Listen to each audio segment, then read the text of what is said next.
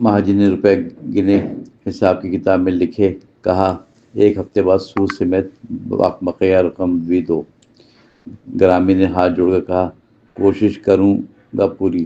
مہاجن نے مسکرا کر کہا وعدہ مت توڑنا۔ اب غریب کے دل پر بڑا بوجھ پڑا۔ سکینہ نے دعا کی کہ فصل اچھی نکل آئے۔ بچے بھی چپ چاپ رب سے بھلائی مانگتے۔ گاؤں کے لوگ گرامی کی حالت پر ترس کھاتے، کوئی اناج دیتا تو کوئی مزدور پر بلا لیتا، مگر قرض کا شکنجہ دن بدن سخت ہوتا جاتا۔ کچھ دن بارش کا موسم آ پہنچا۔ گرامی نے دن رات کھیتوں میں کام کرنا شروع کیا۔ سکینہ بھی ساتھ چلتی رہی، بچوں کو سنبھالتی رہی۔ محنت بہت تھی، مگر دل میں ڈر چھپا تھا کہ اگر فصل برباد ہوئی تو کیا ہوگا۔ رات کو سکینہ اللہ بڑا رحیم ہے، گرامی بولا، مگر تقدیر یہ کبھی سخت امتحان لیتی ہے۔ اس لمحے بادل گرجے، بارش برسنے لگی، زمین تو تر ہو گئی، پودے لہرانے لگے، امید جاگی۔ گرامی نے سجدہ شکر کیا، آنکھوں میں خوشی۔ بارش سے کھیت سب ہو گئے، فصل لہرانے لگی۔ گرامی کے چہرے برسوں بعد مسکراہٹ ابھری۔ سکینہ بولی دیکھو اللہ نے محنت کا صلہ دیا۔ بچے خوشی سے کھیتوں میں دوڑنے لگے، کھیلنے لگے۔ گرامی نے کہا اب قرض بھی اتر جائے گا۔ یہ سن کر دل کو سکون پہنچا۔ فصل بڑھتی رہی، بالیاں سنہری اور دانے بھرپور۔ گرامی دن بھر پہرا دیتا، کوئی نقصان نہ ہو۔ مہاجن کو خبر ملی کہ فصل شاندار ہوئی۔ اس نے پہلے ہی دل میں نیا جال سوچا۔ کٹائی کا موسم آیا، گاؤں والے خوشی منانے لگے۔ گرامی نے کھیتوں میں اناج کے ڈھیر لگانے شروع کر دیے۔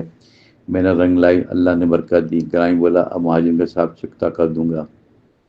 سکینہ نے کہا ہاں مگر ہوشیاری بھی رکھنا، مہاجن مکار ہے، دھوکہ دینا اس کی عادت ہے۔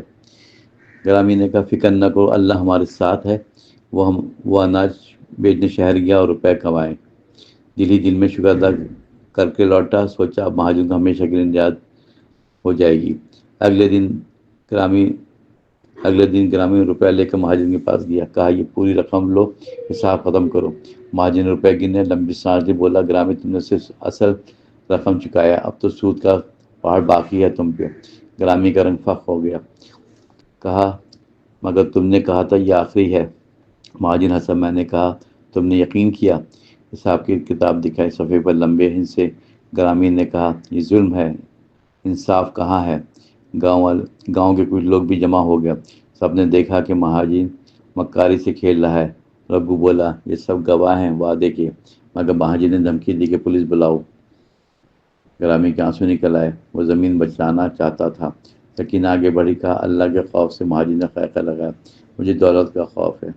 اس لمحے گاؤں کے پنچایت کا سربراہ آیا، اس نے کہا جھگڑا ہمارے سامنے طے ہوگا۔ سب کو بلا کر پنچایت کا مجمع دکھایا گیا۔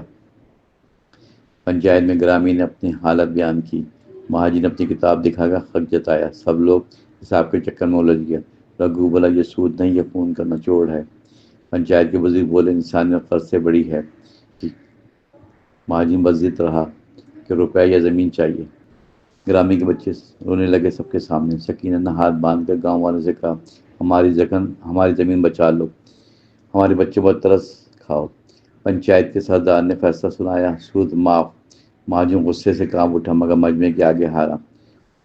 زمین گرامی کے نام رہی، قرض ختم کر دیا۔ گرامی نے سجدہ شکر کیا، آنکھیں بھر آئیں۔ سکینہ نے بچوں کو گلے لگایا، خوشی سے روتی۔ گاؤں والے خوش ہوئے اور نعرے بلند کیے۔ مہاجن شرمندہ سا وہاں سے منہ چھپا کر گیا۔ گرامی نے کہا دیکھو سچائی و صبر جیت گئے۔ سکینہ بولی اللہ کبھی نیک کو تنہا نہیں چھوڑتا۔ بچے ہنسنے لگے، گھر میں روشنی پھیل گئے۔